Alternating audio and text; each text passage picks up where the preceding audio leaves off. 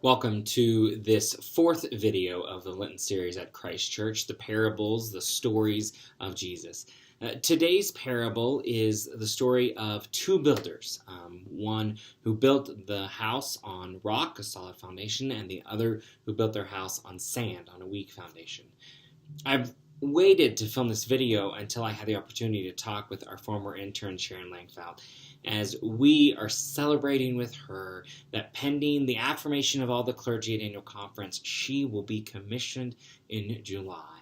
Then it'll be about a 2-year process for her to be ordained. It is a great, great thing this day. We are also celebrating with Reverend Laura Rosbert, who will be ordained in July as well, again, pending the affirmation of her clergy colleagues. Yesterday, I had the privilege to sit with those who are going to be ordained at annual conference for just a brief moment and talk with them about what it means to be ordained. After so many years and hoops and hurdles, what gets them through? It isn't like being ordained is a simple process. It is 4 years of college, it's 3 years of graduate school, it's years of paper writing, and then 2 years of interviews and more paper writing to get to this point. What do you hang on to when it takes 7 years of education and 2 to 3 years of waiting to be ordained? It's 9 years. What's your foundation to get through that? And each of the ordinands for this year reflected that there was something that helped them be strong to withstand that journey. What is your foundation for life? This parable is the very end of the Sermon on the Mount, which is a really long sermon. And by long, I mean Jesus covers salt and light illustrations. Don't lose your saltiness. Don't place your light under a bushel. Jesus explores this higher understanding of the law. Yes, murder is bad, but hatred in our hearts can also lead to murder, whether it is an act or not. Jesus says to love your enemies, to give to the needy. He talks about prayer and fasting, and then he does this two thing. 2 gates, one narrow, one broad, 2 trees, one of false fruit and one of true fruit, and 2 builders. Again, the wise one who built his house on the rock, and the foolish one who built his house on the sand.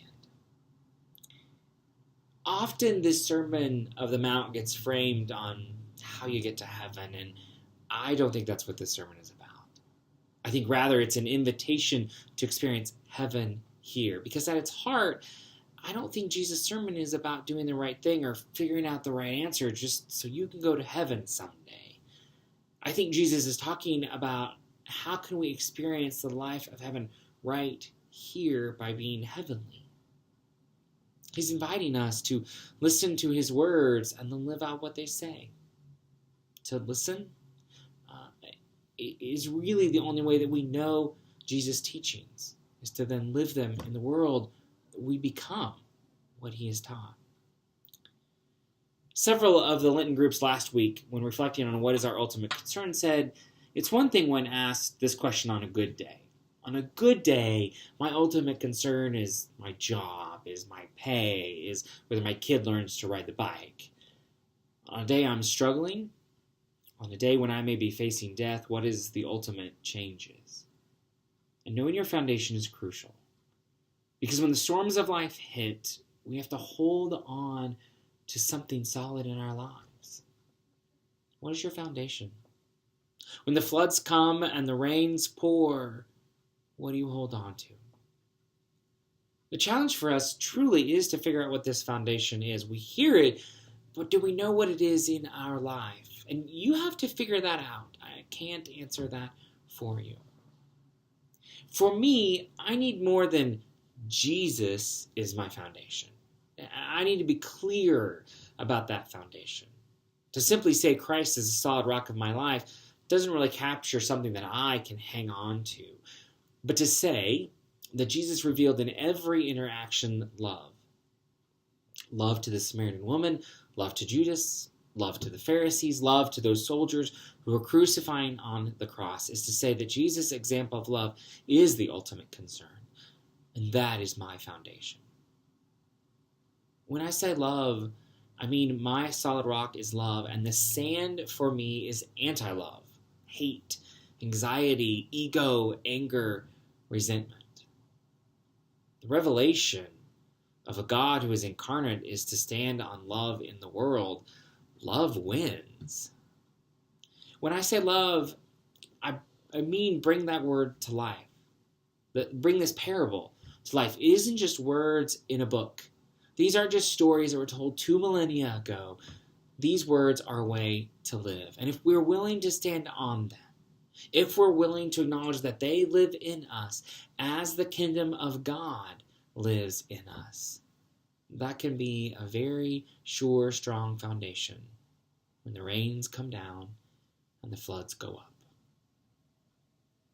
What is your foundation? What foundation is crumbling for you? And where does love need to step in? There's an old UU hymn that ends with these words. The letter fails and systems fall and every symbol wanes. The Spirit overbrooding all, eternal love remains. See you Sunday.